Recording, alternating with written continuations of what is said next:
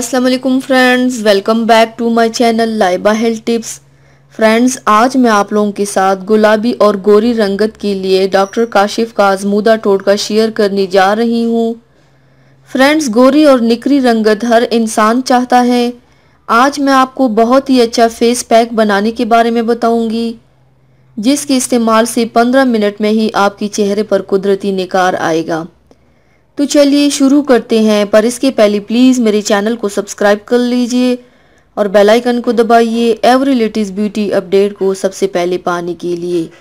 इसके लिए आप लोगों को चाहिए, बर्तन में 1 चम्मच दूध डालें, 1 चुटकी ज़ाफ़रान डालें और 1 चुटकी संदल पाउडर डालें।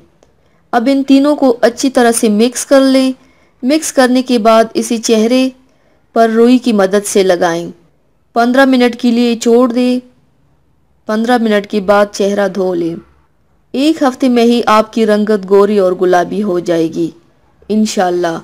तो व्यूवर्स, थैंक्स फॉर वॉचिंग। मेरी वीडियो को लाइक और शेयर ज़रूर कीजिएगा। मिलते हैं एक और नई वीडियो में, तब तक के लिए अल्लाह हाफिज़।